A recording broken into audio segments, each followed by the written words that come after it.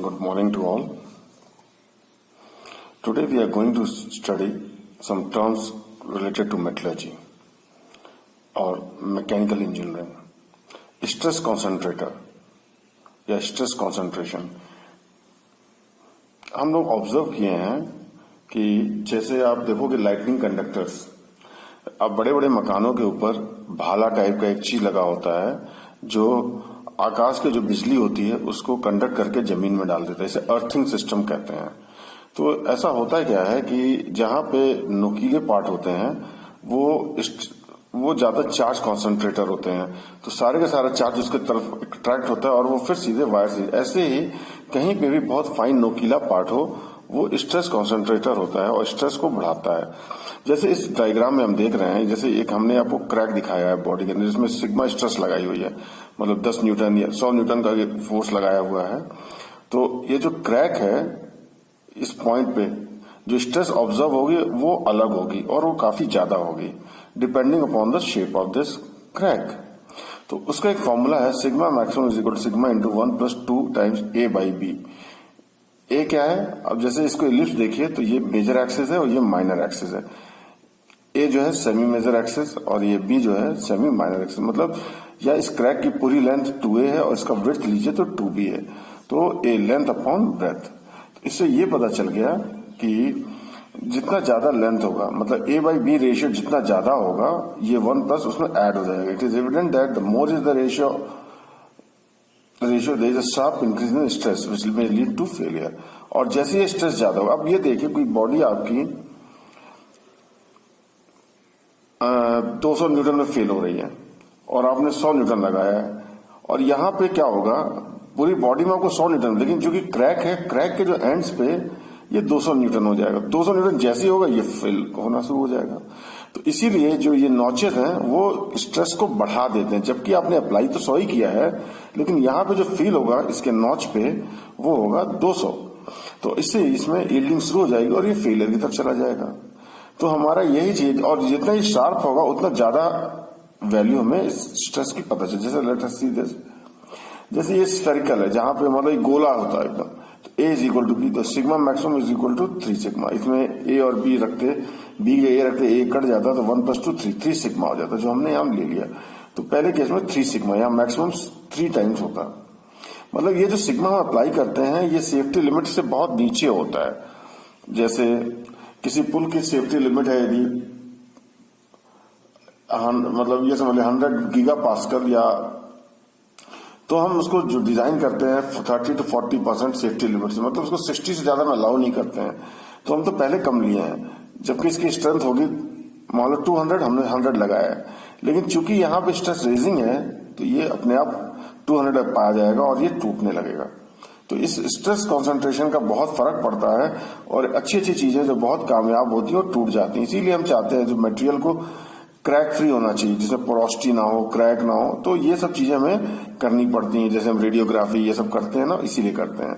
अब जैसे देखिए ये दूसरा है, थोड़ा इलिप्टिकल है, जहां ए इज इक्वल टू 1.5b, मतलब ए की वैल्यू 1.5 है, तो ये कट जाए तो 2 × 1.3, ये 4 टाइम्स हो जाएगा, 4 टाइम्स सिग्मा हो जाएगा। मतलब मैं 100 न्यूटन लगाता तो यहाँ पे 400 न्यूटन फील होता। यदि ये 3b होता, मतलब और पतला होता, तो 3 × 6 और 7, ये 7 सिग्मा हो जाता है। 4 लिखा है, ये 7 सिग्मा हो जाता। और जैसे ये फाइन हो जाता तो ये तो बहुत बड़ा होता और ये बहुत ज्यादा हो जाता। तो जैसे जैसे ये फाइन है, देखिए गोले से पतला होता जाएगा, इसकी स्ट्रेंथ क्रैक होने की, इसकी स्ट्रेंथ घटती जाएगी और क्रैक होने के चांसेस बढ़ते जाएंगे। It is clear the severity of the crack increases as the shape changes from A to D, जैसे गोले से लेकर के फाइन होता है। अब ये देखो ऑब्जर्व किए होगे, जैसे आपके गाड़ी का पीछे का मडगार्ड है, साइकिल का मडगार्ड है, बाइक का है, उसमें हमेशा देखो क्रैक आ जाता है और धीमे धीमे पूरा क्रैक टूट जाता है। इसका एक बड़ा सॉल्यूशन देते हैं कि आप क्या करो, जहां भी क्रैक का माउथ है, जहां से इनिशिएट हुआ है और आगे बढ़ता जा रहा है, जहां पहुंच गया ना, उस जगह जहां से और आगे बढ़ेगा वहां पे आप ड्रिलिंग कर दो, और ड्रिलिंग करने से वहां सर्कुलर हो जाएगा और उससे स्ट्रेस जो है डिस्ट्रीब्यूट हो जाएगी।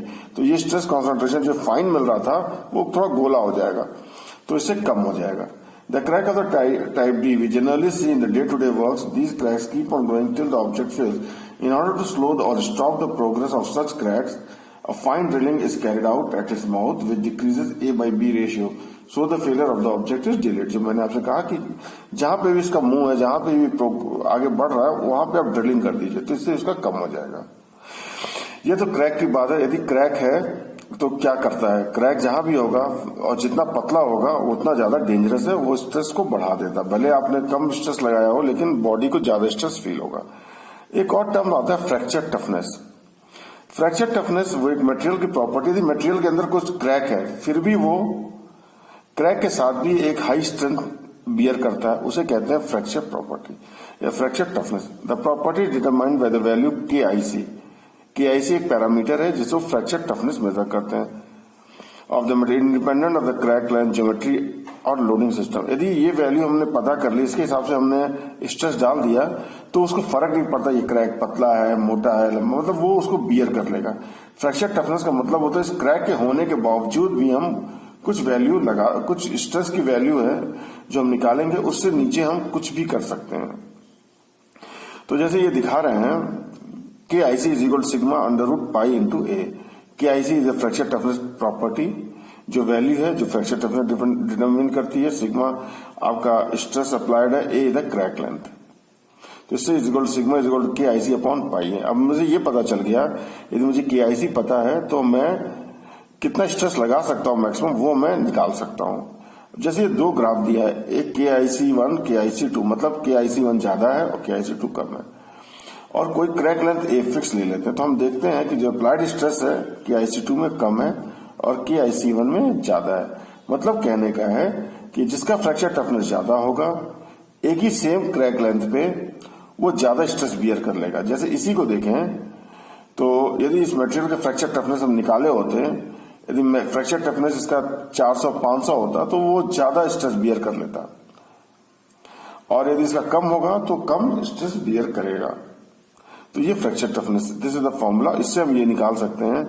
इसमें कई सारे न्यूमेरिकल बनते हैं। जैसे आपसे सिग्मा पूछ ले कितना, यदि वो कह दे कि मुझे इतना स्ट्रेस लगाना, तो कितना minimum size of the crack होगा जो इसमें मटेरियल के अंदर रहे और मटेरियल फेल ना करे। तो मतलब हमारे पास KIC, सिग्मा और A तीन वेरिएबल हैं, दो दिया होगा, कोई तीसरा पूछा जा सकता है। The fracture toughness the material property. Material property का मतलब क्या होता है?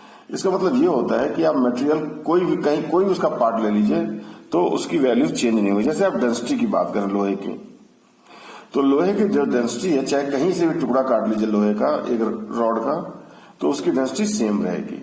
तो ये मटेरियल प्रॉपर्टी। लेकिन यदि आप मास की बात करें तो जितनी लंबी रॉड लेंगे उतना ज्यादा मास होगा, तो वो मटेरियल प्रॉपर्टी नहीं होती। मटेरियल प्रॉपर्टी वो है जो irrespective of the size fix होती है। तो फ्रैक्चर टफनेस भी एक मटेरियल प्रॉपर्टी है, लेकिन इसकी बड़ी खास बात है, ये material property only when the fracture is under the plane strain condition. एक तरीका है डिफॉर्मेशन का, लेकिन इसको मैसे समझ लेंगे। For this the material thickness must be greater than minimum thickness B। B is equal 2.5 into KIC upon sigma not. Sigma not जो है इसका यील्ड स्ट्रेस पर डिपेंडेंट है। इससे हमें मिनिमम थिकनेस पता चल जाएगी कि उस थिकनेस यदि मोटी है आपकी मटेरियल, आपकी सीट, तो ये हमेशा क्या कहते हैं, ये प्लेन स्ट्रेन कंडीशन में होगी, और ये आपका फ्रैक्चर टफनेस को बियर करेगा। ये हम एक नेक्स्ट टेस्ट पढ़ने जा रहे हैं, आइजॉट, ये इम्पैक्ट टेस्टिंग, उसका ये कुछ सैंपल है, उसको हम फिर दोबारा आपको बताते हैं। जैसे 4P V नॉच,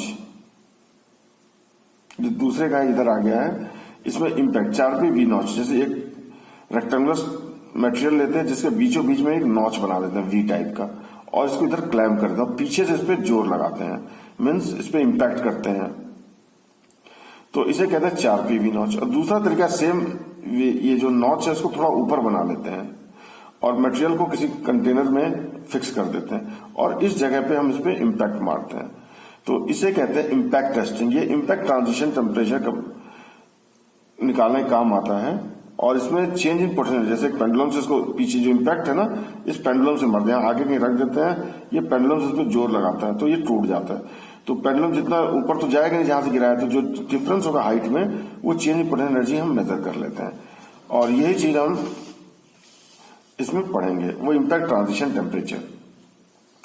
जैसे ये वाला फिगर हम पहले देख लिए तो इसलिए यहां पढ़ लेते हैं। इम्पैक्ट ट्रांजिशन टेम्परेचर, ये ब्रिटल फ्रैक्चर के लिए होता है। मतलब होता क्या है कि कोई मटेरियल किसी रूम टेम्परेचर पे डक्टाइल है तो लो टेम्परेचर पे क्या ब्रिटल हो जाता है।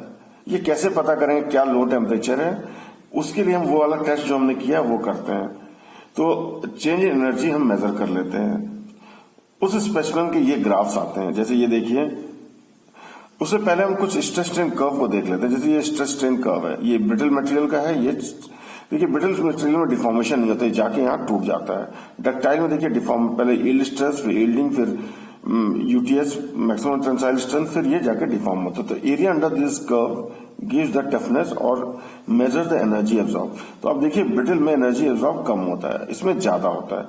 तो इसका मतलब जब एनर्जी ज्यादा एब्जॉर्ब होता है इसका मतलब डक्टाइल है, और मतलब ये ज्यादा देर में डिफॉर्म होगा, ज्यादा डिफॉर्म होगा फिर जाके टूटेगा। इसमें क्या है, एनर्जी कम है। तो इसको देखिए एनर्जी मेजर करें तो जैसे ग्राफ को देखें तो यहाँ देखिए एनर्जी मेजर्ड इज मोर, तो ये डक्टाइल है। और यहां देखिए एनर्जी वैल्यू इज लेस, तो ये ब्रिटल है। कैसे, इसको क्या करते हैं हम टेम्परेचर के साथ स्पेसिमेन लेकर हम कई सारे स्पेसिमेन ले लेते हैं। जैसे 0.4% कार्बन है, इसे कई सारे, ये 0.01% कार्बन है, इसे कई सारे स्पेसिमेन लेंगे और उसका हम एनर्जी एब्जॉर्ब निकालेंगे। तो हम ये देखेंगे कि बहुत दूर तक तो ये सही रहता है, लेकिन एक ऐसा टेम्परेचर आता है उसके बाद ये बहुत तेजी से ड्रॉप करता है। इसी को कहते हैं इम्पैक्ट ट्रांजिशन टेम्परेचर। ये तो सीधा स्ट्रेट वर्टिकल लाइन है, तो ये जो भी टेम्परेचर जिस पॉइंट पर काटेगा उसी को कहते हैं ductile to brittle transition temperature. इसे कहते हैं ductile to brittle transition temperature. लेकिन ऐसे कार्बन बढ़ा दिए तो ये थोड़ा सा ऐसा कर्व मिलता है। इस केस में ऐसे वर्टिकल लाइन नहीं है, तो हम ऊपर और नीचे का जो पॉइंट्स हैं इनके टेम्परेचर मेजर कर लेंगे, इसका एवरेज ले लेंगे मिड पॉइंट, तो ये दे देगा हमें। इस केस में तो वो भी नहीं दिख रहा है, तो ये ज्यादातर ये ब्रिटल ही देगा डिफॉर्मेशन। तो ये दिख रहा है कि कार्बन वेट परसेंटेज हम बढ़ाते हैं तो ब्रिटलनेस बढ़ती है।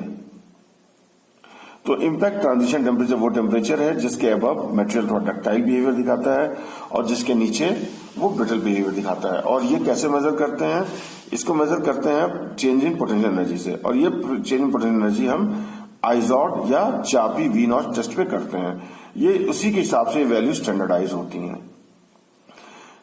अब ये जैसे एक स्पेसिमेन बीसीसी के लिए हम करके देखते हैं।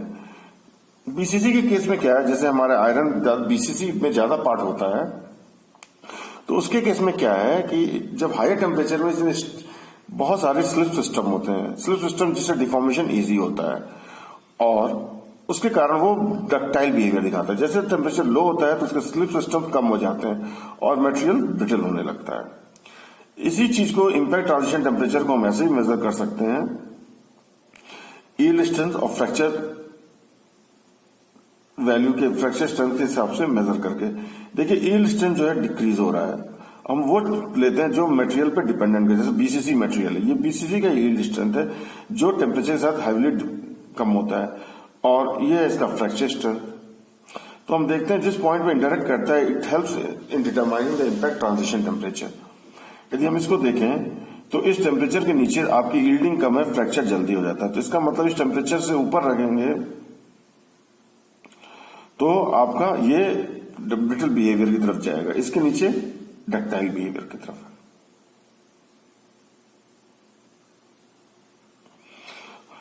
और यदि आपका ये कहीं भी इंटरसेक्ट नहीं कर रहा है, इसका मतलब क्या हुआ कि इनमें कोई ऐसा ट्रांजिशन टेम्परेचर नहीं आएगा और ये मटेरियल कभी भी टेम्परेचर के हिसाब से कोई भी इम्पैक्ट वो ब्रिटलनेस और टू डक्टाइल ट्रांजिशन नहीं दिखाएंगे। ये तो रहा जो हम मैकेनिकल के लोग जो मेजर करेंगे। अब इसको थ्योरेटिकली उसमें देखते हैं इसका मेटलर्जी से क्या लिंक है। तो पहले चीजें जो किसी ब्रिटल फ्रैक्चर के लिए बहुत इंपॉर्टेंट है, triaxial state of stress, low temperature and high strain rate. High strain का रेट का मतलब होता है बहुत जल्दी जल्दी इम्पैक्ट होना, मतलब बहुत डिफॉर्मेशन बहुत जल्दी से होना। तो ये तीनों चीजें, triaxial state of stress, low temperature and high strain rate. अब मेटलर्जिकल फैक्टर में देखें तो मैग्नीज और कार्बन, मैग्नीज और कार्बन किसी भी स्टील का बहुत इंपॉर्टेंट इंटीग्रल पार्ट है स्टील का, तो उसमें इनका रेशियो 3:1 होना चाहिए for good toughness. Phosphorus, molybdenum और carbon erases the impact transition temperature. देखिए ये सब कार्बन परसेंटेज बढ़ा तो इम्पैक्ट ट्रांजिशन टेम्परेचर बढ़ता चला गया। देखिए इधर देखिएगा ये टेम्परेचर इसका यहाँ पे था, इसका आगे आ गया, इसका और आगे आ जाएगा। तो इम्पैक्ट ट्रांजिशन बढ़ने से मतलब क्या है ये गलत प्रॉपर्टी है। यदि इम्पैक्ट ट्रांजिशन टेम्परेचर ज्यादा रहेगा तो मटेरियल लो टेम्परेचर पे जाते ही ब्रिटल हो जाएगा। जैसे मान लीजिए किसी का 50 degree centigrade impact transition temperature, तो जैसे ही आप 40 पे होंगे तो ब्रिटल हो जाएगा। तो किसी का 20 है तो वो 40 पे अभी डक्टाइल रहेगा, वो 10 पे ब्रिटल होगा। मतलब जो रूम टेम्परेचर है हमारा उस पर अच्छा काम करेगा। तो इसका मतलब इम्पैक्ट ट्रांजिशन टेम्परेचर जितना कम से कम हो उतना बढ़िया है। तो जो मटेरियल इम्पैक्ट ट्रांजिशन टेम्परेचर को बढ़ाते हैं वो अच्छे नहीं होते हैं। ऐसे देखिए phosphorus, molybdenum and carbon raise impact transition temperature. ऐसे देखिए 5वां पॉइंट है notch increase impact transition temperature. मतलब नॉच का मतलब होता है किसी मटेरियल के अंदर कोई भी क्रैक हो, पोरोसिटी हो, जहां पे छोटे मोटे नॉचेस हो, या ऊपर सरफेस पे कोई, जैसे हमने वी नॉच बनाया था वैसे कोई हल्का सा कट हो, तो ये सारे के सारे इम्पैक्ट ट्रांजिशन टेम्परेचर को बढ़ाएंगे। मतलब वो मटेरियल जल्दी ही ब्रिटल पे हो जाएगा और जल्दी फेल करेगा। इसके बाद देखिए एफसीसी मटेरियल। एफसीसी मटेरियल का कर्व इस तरीके का होता है, वो कभी भी इम्पैक्ट ट्रांजिशन टेम्परेचर नहीं दिखाते हैं। मतलब उनको टेम्परेचर से डक्टाइलिटी और डक्टाइल टू ब्रिटल बिहेवियर में कोई फर्क नहीं आएगा। और ऐसे मटेरियल का बहुत ज्यादा यूज होता है क्रायोजेनिक एप्लीकेशन, मतलब लो टेम्परेचर में। डक्टाइल टू ब्रिटल का मतलब था कि एक टेम्परेचर के नीचे वो ब्रिटल हो जाएगा, ये खासकर बीसीसी मटेरियल। लेकिन एफसीसी में कोई ऐसा टेम्परेचर ही नहीं है। ऐसा टेम्परेचर न होने से वो क्रायोजेनिक का मतलब होता है बहुत लो टेम्परेचर एप्लीकेशन। जैसे आप बर्फ रखते हैं ना, जो बहुत लो टेम्परेचर -20, -30, -50, उन्हें क्रायोजेनिक कहते हैं। जैसे भी आप देखोगे जो हमारे यहाँ इंडिया में जो बोफोर्स गन्स हैं, वो जो हिमालय में लड़ाई हुई थी, उनके जो नोजल हैं जिससे गन का बुलेट फेंका जाता है, वो क्रायोजेनिक टेस्टेड है, वो क्रायोजेनिक मटेरियल्स के हैं, तभी वो उनको इम्पैक्ट से बता। ये यदि किसी और मटेरियल का लेते हैं तो ये इनका जो नली है वो फूट जाती है और ब्लास्ट गन के पास ही हो जाता है, ना कि दुश्मन के पास होता। तो इसलिए एफसीसी मटेरियल्स को हम क्रायोजेनिक एप्लीकेशंस के लिए, एक फाइन ग्रेन, जितना फाइन ग्रेन साइज होगा, ग्रेन साइज जितना छोटा होगा, उसका इम्पैक्ट ट्रांजिशन टेम्परेचर उतना कम होगा। ये एक ऐसी प्रॉपर्टी है जो फाइन ग्रेन हम आगे पढ़ेंगे, वो स्ट्रेंथ भी बढ़ाती है और इम्पैक्ट ट्रांजिशन को भी घटाती है। तो this is a good property which increases both the things, increase the strength also and also decreases the impact transition temperature. तो ये बेस्ट मेथड है to decrease the impact transition temperature. ऐसे ही टेंसाइल स्ट्रेंथ का एक और specimen हम देखे थे कि टेंसाइल स्ट्रेंथ में जब मेजर करते हैं उसके स्पेसिमेन फिक्स होते हैं, उनका ज्योमेट्री एक तरीके से डिफाइंड होता है।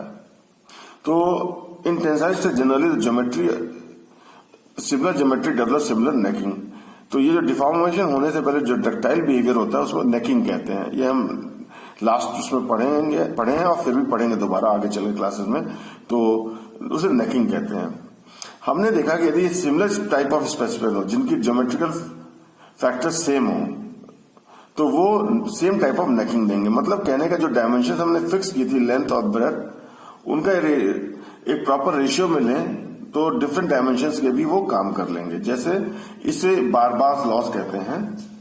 They have the similarity, the critical geometrical factor, that is the length and area of cross section for sheet. Sheet है तो इसकी लेंथ और एरिया क्रॉस सेक्शन, और यदि वो रॉड है, सर्कुलर रॉड है, तो उसकी लेंथ और डायमीटर लें तो वो उसका रेशियो मेंटेन रखें, then it will both will have the similar type of necking. जैसे इसके लिए √A0 upon L0 is equal for sheet और √D0 upon L0 for round is constant. जैसे इसका मतलब क्या हुआ कि एक स्पेसिमेन लेते हैं जिसकी जो अंडर उसका एरिया क्रॉस सेक्शन A0 है, लेंथ L0 है, और दूसरा लेते हैं √A1/L1। ये रेशियो फिक्स होना चाहिए। अब इससे हम क्या कर सकते हैं कि ये तो हमें पता है, तो दूसरे का एरिया क्रॉस सेक्शन क्या होगा हम निकाल सकते। लेंथ पता है, एरिया क्रॉस सेक्शन निकाल लेंगे। यदि एरिया क्रॉस सेक्शन पता है तो हम लेंथ निकाल देते हैं। L इज इक्वल टू, इससे निकाले इस फॉर्मूले से, L1 is equal to √A1/L0 upon √A0। यदि मुझे एरिया क्रॉस सेक्शन A1 निकालना है तो √A0 इंटू L1/L0। तो इसका मतलब दोनों जो सैंपल्स हैं इनके डायमेंशन सिमिलर हैं, इसलिए वो सेम टाइप ऑफ यील्डिंग दिखाएंगे। Footnote, the two samples of different dimension will have similar result if the ratio is maintained. तो इस तरीके से हमने 2-3 टॉपिक्स मेट्रोलॉजी के डिस्कस किए, एक बारबास लॉ, एक इम्पैक्ट ट्रांजिशन टेम्परेचर और स्ट्रेस कॉन्सेंट्रेशन के बारे में पढ़ा, फ्रैक्चर टफनेस के बारे में पढ़ा।